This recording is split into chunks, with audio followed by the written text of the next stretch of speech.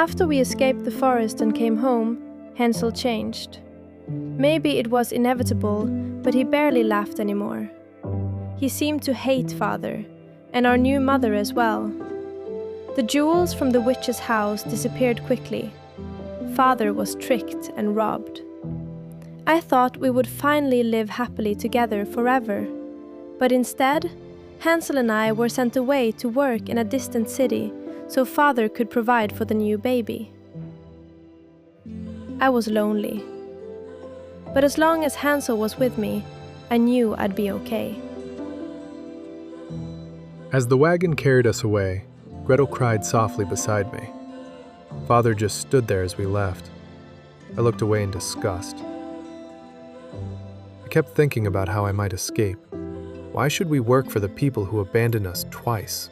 I still couldn't forget what it felt like to eat until I was full inside the witch's house. How could I live without starving again? When the wagon stopped in a large town, I tried to escape, but Gretel refused to come with me. The men who brought us there had told her that if she ran away, she would never see her family again. I wanted to take her with me, but she wouldn't move. "I'll come back for you." That was all I said before slipping away alone into the night.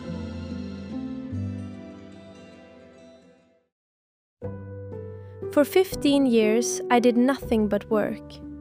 Every night I fell asleep hoping Hansel would come for me, but he never did.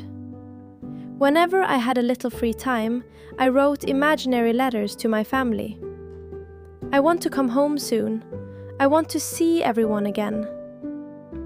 When I was finally free, I bought gifts for my family and returned home. But when I arrived, the house was abandoned. Deep down, I think I already knew the truth. We had been abandoned long ago. Sometime in my teens, I realized people liked the way I looked. After running away, I survived by pickpocketing with a gang of boys. Eventually, I discovered a way to make money without working at all. Women.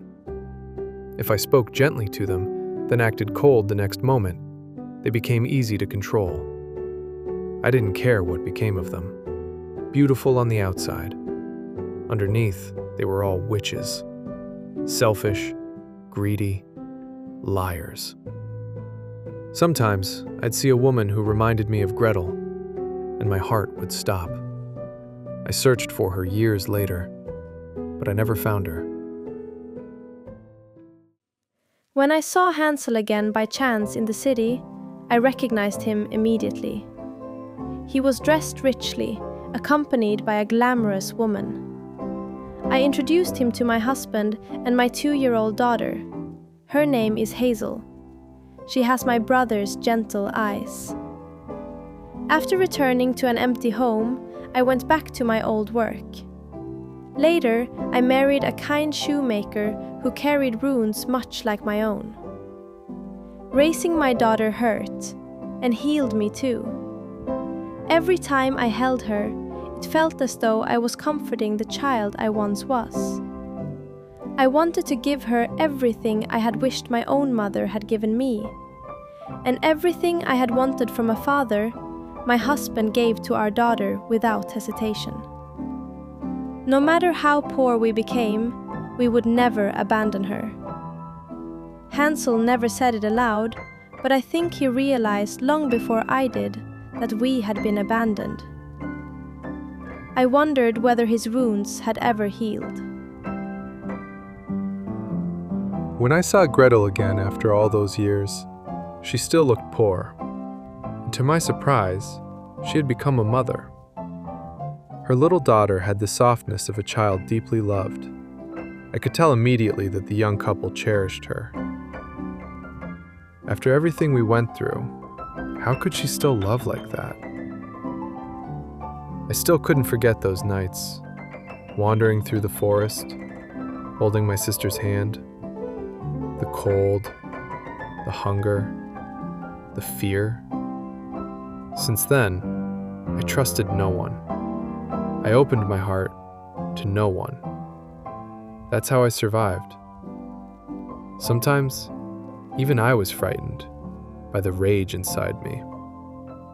And in the end, even as an adult, I was still trapped inside that forest, too cowardly to escape it. Gretel was always the brave one. She had been protecting me all along. Before we parted, Hazel wrapped her tiny arms around me in a clumsy little hug. She was so small, so warm. For some reason, I suddenly felt tears rising in my eyes. I turned away quickly and walked off. When I looked back, Hazel was waving with her tiny, tiny hand.